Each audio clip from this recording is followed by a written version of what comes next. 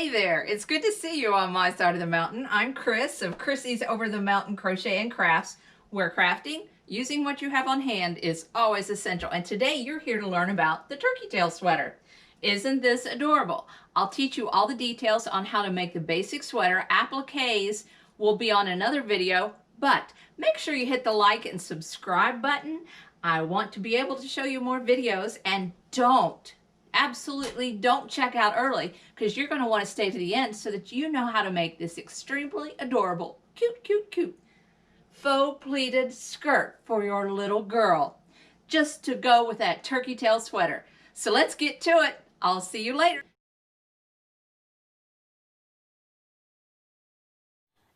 And we are back with the turkey tail sweater. We are going to start with round 7. Let me get that out of the way so it's not distracting you. We're starting with round 7.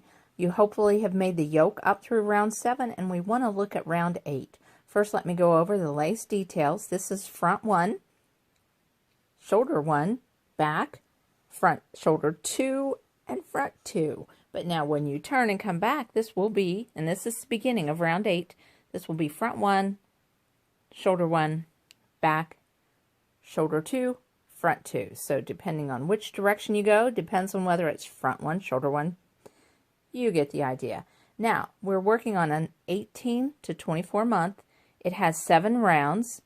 If you want to make this to fit a 2 toddler to 3 toddler, add an extra round, or 2 if you choose. I think 1 would be sufficient. If you're making a 12 month, eliminate 1 round.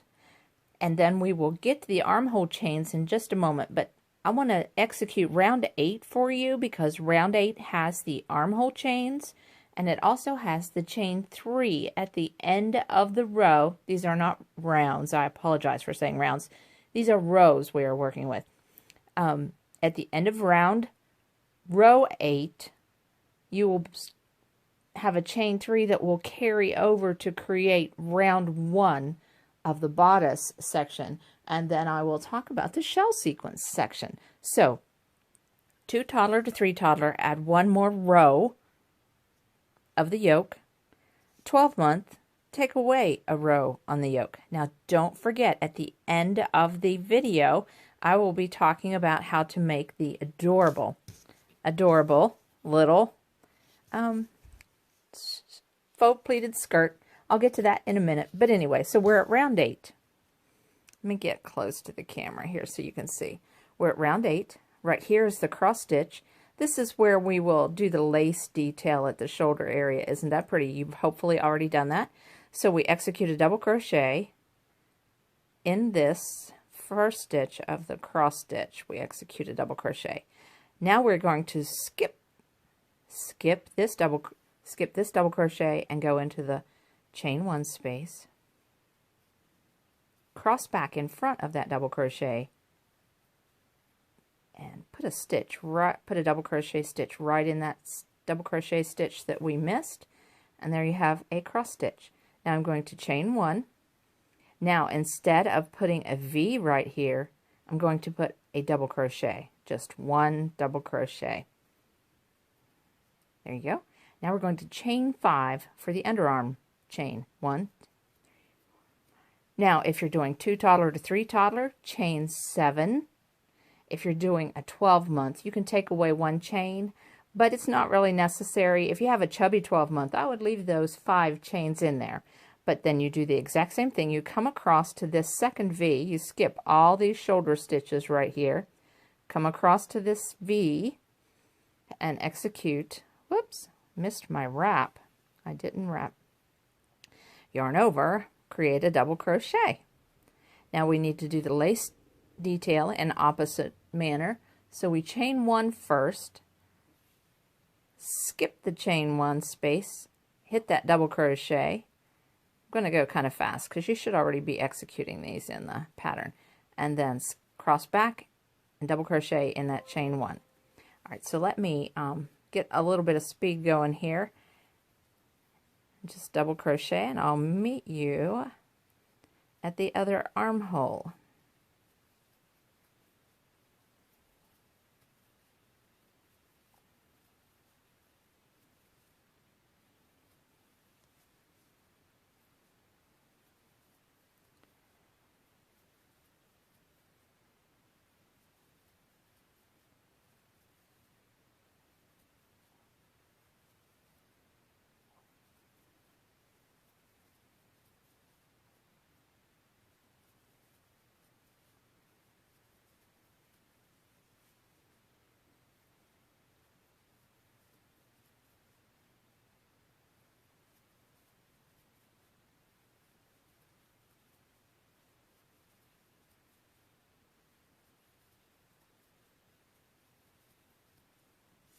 All right, now I'm back at this next cross stitch. So it's 1 double crochet in this cross stitch, the first one. Now I'm going to skip, double crochet in the chain 1 space, in that chain 1, then cross back and grab that double crochet that I missed. Let me wrap my arm around the camera, see if that will help a little. Oh, that looks better. All right, now I've chain 1, and then just 1 double crochet, chain 5,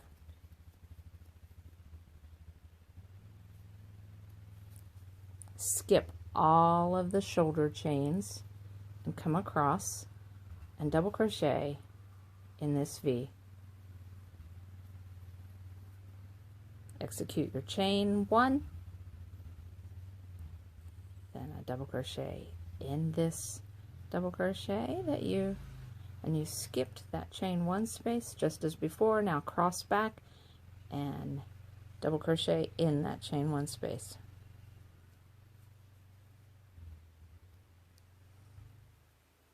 There we go. Now it's just straight double crochets across. We're just about there. Hang on just a second. We are just about where we need to execute that chain 3 space at the end of round 8. We are coming to the end of round 8.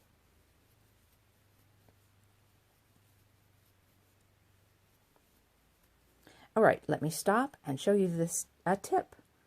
There's a tip I would like to show you. Notice there's this 1 last double crochet, but there's a chain 2 right beside of it. Instead of executing this last double crochet in the last double crochet stitch, hook your yarn around that chain 2 space, draw those loops up just a little bit, and execute a double crochet. That gives you a nice smooth edge. If you notice, right here I executed the double crochet right in the stitch, and there's just a little bit of a bump. But when you don't execute the double crochet right in the stitch, the bump is not as noticeable. It gives you a smoother finish. It's not necessary for this design. 1, 2, 3. It's not necessary for this design, but if you're making something in the future, now we're going to come across, skip everything. Now this is the end of round 8. Round 8 is going to be the end, but we're going to carry this chain 3 over and start row 8. Row 8, I apologize. We will come across and double crochet in this first double crochet stitch right here. This will be the beginning of round 1 of the bodice. Let me take a couple more stitches and show you how this looks. This is making the base for the placket area, so that this is a pullover hoodie type sweater. Let me turn this around. Now you notice we have the bodice, we have the underarms or arm size along with the little chain spaces. Then we have that chain 3. That chain 3 is a little bit elongated, and I will get that fixed. But we've made a placket area. We've made an opening so that we can add a placket area, and we're going to continue. Let me fix this real quick. That's irritating me. Okay, chain 3, double crochet.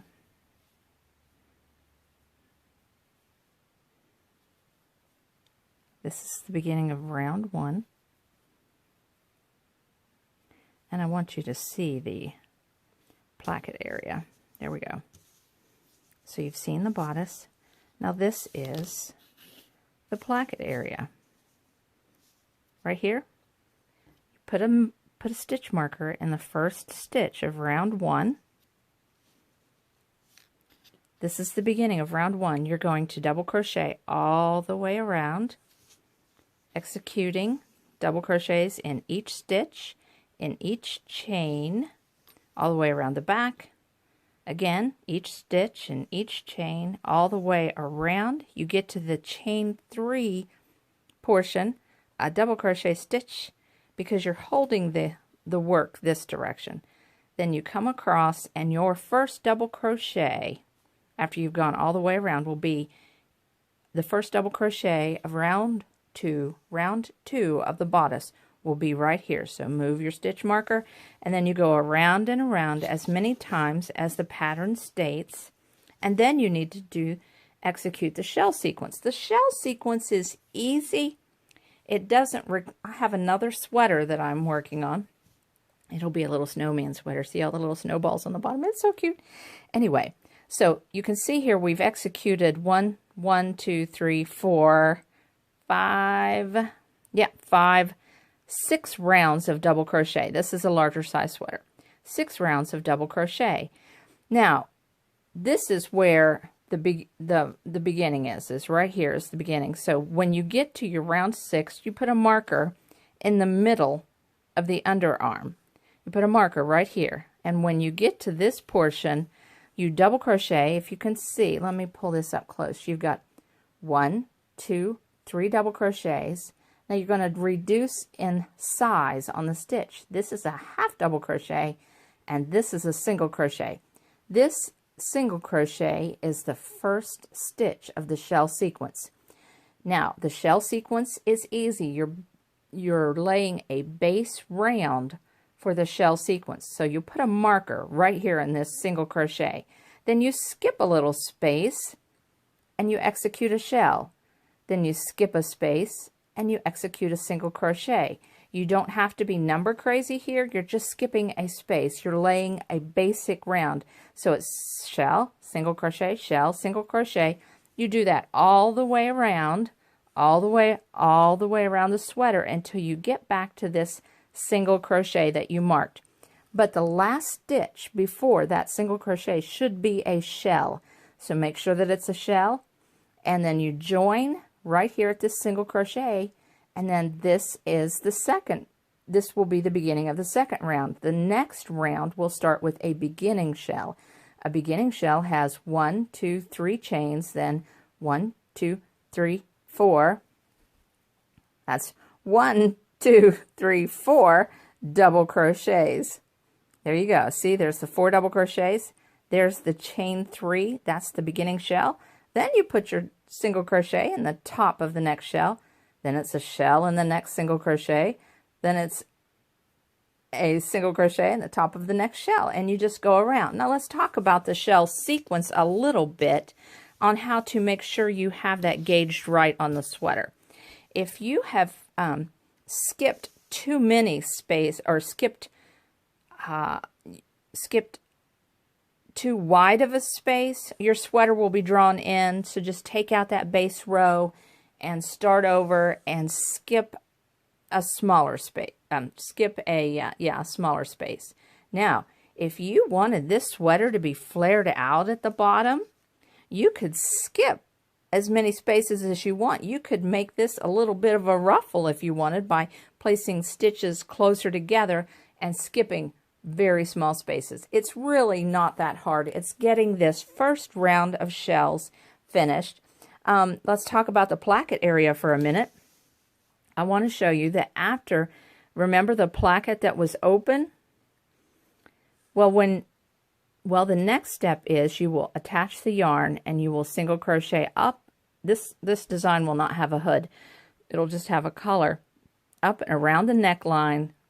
Come back down to this second side of the placket. Then you turn and go back up and around the neckline.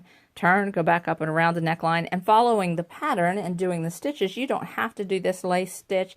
You could do any stitches you wanted, but you need a buttonhole, and the buttonhole is perfectly placed underneath these shells. That just is the perfect spot for the buttonholes. But when you have put the edge on, that fills in this gap. And so how you execute this gap area is how you close it up is whichever side you are placing the buttons on, you lay it down first and you just barely tuck it underneath that chain 3. Then this side will be the buttonhole side. Then you place it over top of that other piece of placket and make sure to bring that chain 3 up and over and then pin it in place. This is a crude demonstration. Pin that in place and then sew that down with your yarn needle. Now, let's talk about, and this, like I said, this is a little sneak peek of the little snowman sweater that will be coming soon. So, the turkey tail sweater, the appliques will come later. Isn't this just adorable? The little turkey looks like he's running away, but you want to know about how to make this adorable little turkey gobble gobble till you wobble skirt, or this faux pleated skirts. Faux pleated skirts are so simple. You need a long rectangular piece of fabric that is 42 inches or 40 inches or 38 inches or 41 inches wide. The width isn't super important. It just needs to be in that range of width. Now, the height gives you the size of your little skirt. The 18-month-old skirt, let me look at my notes very quickly. The 18-month-old skirt should be 12.5 inches in width. Then you turn down 1.5 inches for the casing, and you sew it down. Now, when I turn it down, before I turn anything down or sew anything extra, I like to finish my edges. Then when I iron it down, I iron and I sew it down, then I go back through on my casing and I place a top stitch. I don't know if you can see that or not. That keeps the casing from rolling and getting bunchy. That just makes a nice treatment. 1.5 inches down for the casing, then 2 inches, turn up 2 inches for your hem. And see, the edges are finished, and I like to run a double row of stitching. The reason for the double row of stitching is when you wash it, then what little excess you had, if you missed part of that hem, will kind of bunch up and wrinkle. But if you have this double row, and you wash your little skirt, the hem doesn't need as much ironing. It's a little bit easier to manage, and this is very easy. I execute one row of top stitches, then I go back through. I don't use a double needle. I go back through and I take a second row of top stitch. I use my presser foot. There's a little mark on my presser foot, and I just use that and I just run it through really fast. Now, how do you get the faux pleats in this is very easy. You take, after you've made your skirt, it's all full. You take it to the ironing board and you mess with it, and you just put every few inches you put in a little fold, and you take the iron, a hot steam iron, and you just steam the dickens out of this. Just don't be afraid to hit it really hard with the iron. Then you flip it over, and hopefully the pleats have been good. If you're worried about that, here's how I usually do it. I make my folds, and then I grab the skirt, and I flip it over, and I check the folds again, and I make sure they're good the way I want them to be, because sometimes they can get a little off. And then I flip it back over, and then I steam it really hard, and then I flip it back over and I steam it really hard. After I sew this bow on, I am going to hit this with the iron. And how you add the bow, this has not been sewn on yet. Here's how you add the bow. You pin the bow on one side, then you pull up the bow just a bit, because when they put the elastic on, it's going to stretch. You need a little bit of give on this bow. So then you pin it so that there's a little hump. Okay, so there's a little hump. Then you just top stitch with matching thread right down the front of the bow, and then you take and put a bar tack right here, pull it up and put a bar tack right there where it can't be seen, then take it to the iron and you iron it down flat, and that is such a pretty treatment also. If you have it stitched down, and it just looks really cute even after you get that ironed. And I hope you enjoyed this video. I will place more measurements on my website for these skirts. Like I said, the 18-month-old is 12.5 inches wide here. The 2 toddler to 3 toddler is 14.5. I said 18.5 for the 18-month. I apologize. 12.5 for the 18-month. 11.5 for the 12-month. And I have measurements all from newborn all through 6 to 7 years old. and I will place those basic measurements on my website at chrissysoverthemountainCrochet.com. It'll just be a page so that you can make the size skirt you want for Thanksgiving. Then I will expand on that website at a later date. I will hopefully do the appliques with a video tutorial soon. Right now, I just want to get this up on my website, get this YouTube video ready for you guys.